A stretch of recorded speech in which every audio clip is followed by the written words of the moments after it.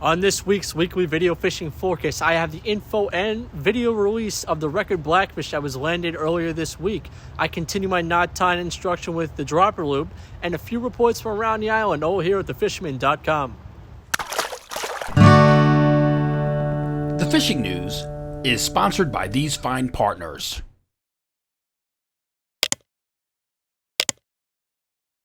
On this week's weekly video fishing forecast, the big news is the record blackfish catch from earlier on in the month. But wait, tog season does close on the 22nd of December, right?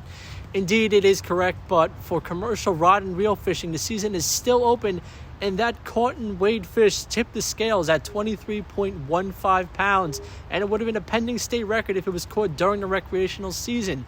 Quiff, the angler who caught the fish, kept the living record in a live well until they were able to get an official weight at Stella Maris Bait and Tackle. Then he let the fish go, even though he could have technically kept it. Congratulations and kudos to you, Cliff. I got the opportunity to interview Cliff over the phone where we discussed the catch. For the full audio interview, take a look at our Tuesday newsletter that comes out on the 11th. You can sign up for the e-news by clicking in the card on the top right.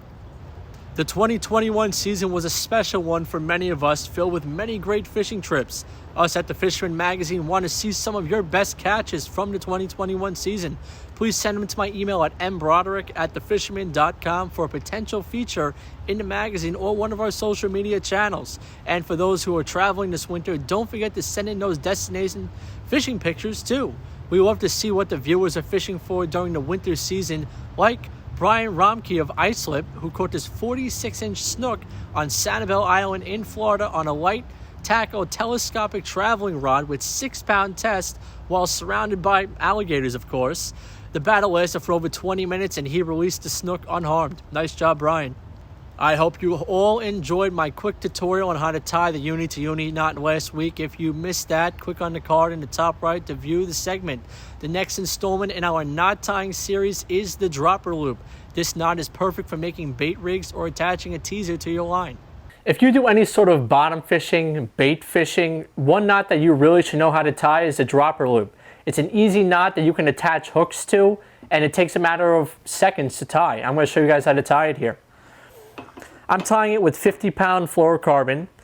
First, what you want to do is you want to form a loop. The size of the loop determines how long your drop loop is going to be. I'm going to make my loop in the size of a softball. Double it over like that.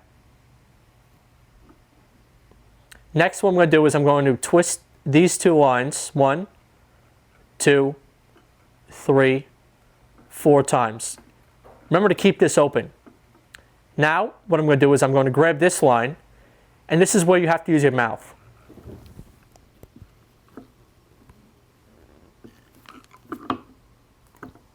You want to wet that knot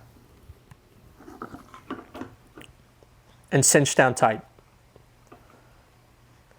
There's your drop loop. Now let's check in with Captain Timothy O'Rourke from Montauk. Tim. Well, greetings everybody from Montauk. Happy New Year. Hope everybody had a good holiday, Christmas, and everything else. It's really kind of winding down here. Most of the guys have pulled their boats, but still a little bit of action going on. Happy to report, as most people know, the wind was pretty calm between Christmas and New Year. The Viking, I talked to those guys. Dave Marmino, the captain of the Viking, he was out. He did 3 good solid trips. Said they had plenty of sea bass, tons of porgies, and a handful of cod each trip. The Viking's kind of going to put a little hiatus on it for a little while. They're going to set up again in the end of January, and hopefully they'll be cod fishing. So check out their website, see if they got anything coming up. If I hear anything over the next couple weeks, I'll be sure to post it on here. Paul Bruno on the Elizabeth II, he's one of the few charter boats still in the water, still willing to fish. He had a really good father-daughter trip. I think this was New Year's Eve or the day before New Year's Eve. They did really good on the codfish. Got a couple nice pictures of that, and that's pretty much wrapping it up. So just wanted to give a quick report, let everybody know there's still some optimism out here as far as codfishing turning on for the winter. And I'll keep you posted if anything comes to light, and hopefully we'll see you guys out here cod fishing soon. All right, everybody, back to you, Matt. From Shinnecock, let's check in with Mike Dean. Mike. Thanks, Matt. Hey, everyone. Hope the new year's off to a great start. A lot of time on our hands, obviously, for all of us now with no fishing. It was just kind of, trying to start to organize and clean some stuff up, and came across a plug I bought late in the season, this white Super Strike darter. I do have some other darters. I've never had much luck, but I also haven't put the time in with them. I know how effective they are because I've been fishing with buddies where I've seen firsthand the big fish that they can catch, and obviously all the stories and the videos and whatnot that, these are a very, very effective plug in moving water. Well, most of my time is spent, fishing in the ocean, like off the beach. I have started to, expand my spots over the years and, fish near the inlets in the bay where there is a lot of moving water. And there was one night where a buddy of mine had gotten really nice, probably like a 41 inch fish, like his third cast on this exact darter. I think a different color. I think he may have had yellow. But nonetheless, I fished it, and it was so strange because even though I didn't catch anything, I felt like I was in the game, and I had just upped my chances. And if there were a couple of other fish that size or bigger, I had a legitimate shot versus a soft plastic or a bucktail that wasn't really the profile of some of the bigger bunker that were around at that time. And, I think it just kind of goes that, as you can see from my wall, I have a ton of stuff like most of us have. And some of them I've figured out, some of them I don't use just because, I'll have a preference that, a different bottle plug is plastic versus wood, and I just like the way it moves, a popper or whatever it could be. But the darter is something that just, there's, if you look, and any of Bill Wetzel's content, on social media, he's, I'm a member of Surf Rats Ball, I read his logs, and it's constantly darters. And the profile that they can match of either juvenile weak fish, of snappers, of bunker, it's tough to find a lot of, till you get into a lot of the fancy metal lips, something that is, can be so user friendly once you start to figure that out. Now, this is me saying this as someone who's never caught any kind of legit striped bass on one of these. But, on a couple of nights that I went, we had a full moon, and I could see the action has gotten close. It was really clean water. And, it's just the action is great. It's there. It attracts fish. It works. So on the list of 2022 lures to really put some time in with and catch some big fish on, darter's going to be it for me. All right, we're going to keep up with some of these off-season topics and content. Let us know what you want to see, what you want to hear about. Leave a comment below. Hit us up on social media, and keep staying until the spring. Okay, I'll talk to you next week. Back to you, Matt. We have Captain Gaige Simon with a freshwater report. Thanks, Matt. It's great to be back. I haven't stopped fishing since you guys saw me last. I'm going to do this report podcast style from my studio, giving you a hint of what's coming soon. Since the first week of December, I've been fly fishing the rivers here on Long Island 2 to 3 times a week, especially on those 50-degree days. My threshold to throw on a pair of waders, grab a fly rod, and hit the rivers is temps in the mid-40s. We've been catching some really nice brookies and rainbows using copper johns, midges, caddis, and last Thursday and Friday, Steven, Dan, Corey, and myself had a blast catching trout on dry flies. To me, there's nothing better than catching trout on dry flies. Getting that topwater action is a ton of fun. I can't wait to hit the western New York tributaries in search of some trophy brown trout in the next few weeks. Until next week.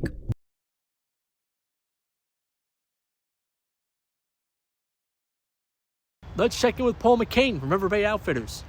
Hello, Matt. Well, here we are. We're starting the new year. It is a cold day, but the people are still getting out fishing. But the biggest complaint I've been hearing about how packed the Shinnecock Park is. Well, on nice days, it's going to be packed. You have to get out there early.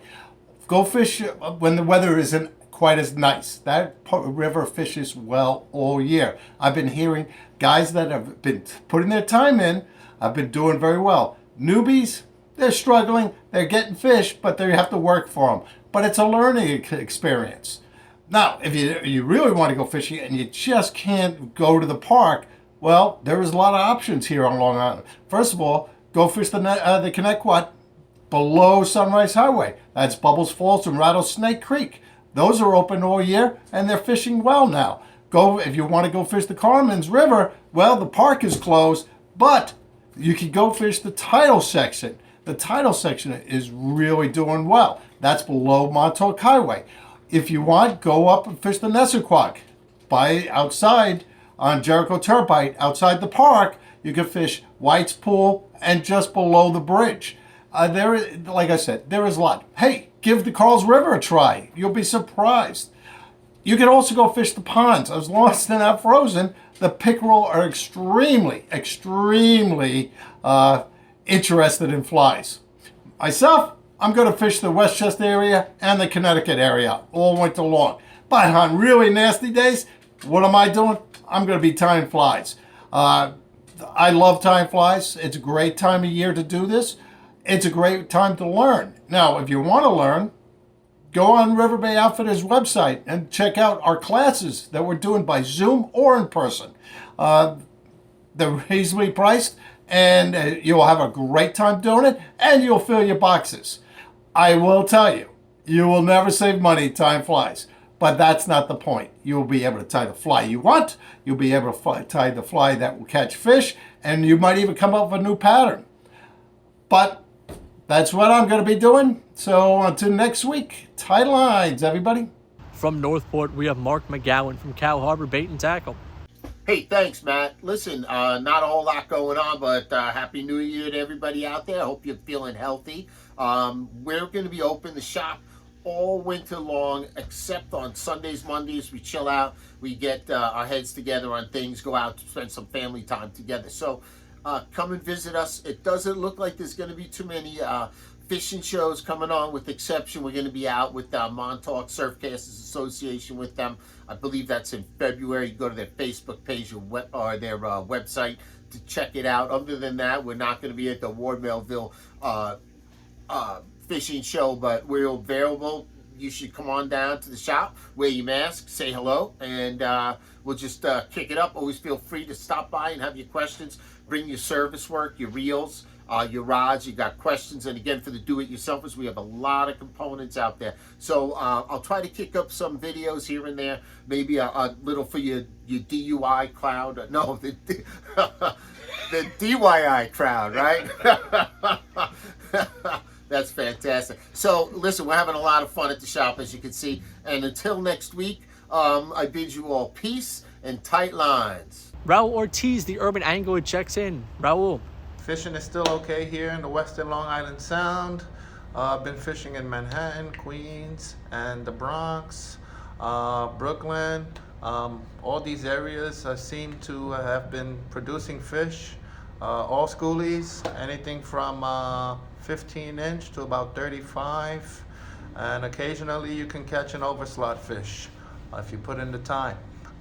My buddies out east in the eastern part of the Long Island Sound are catching some pretty big fish right now to this day. Anyway, it seems like small shads, Elias V shads, big gravity tails are all is what producing these catches. And you know, I'm going to continue fishing as long as I can. Anyway, tight lines. I wish you all the best, and a happy and healthy new year with all this craziness going on. Anyway, tight lines, and back to you, Matt. Please support our correspondents by visiting their websites and social media pages. If you like what you've been seeing here on our YouTube channel, please like our video, subscribe to our YouTube channel, and tap on the bell to be notified when we post a new video on YouTube. And please subscribe to the Fisherman magazine for the most up-to-date fishing content here in the Northeast. We will see you right here next week at thefisherman.com.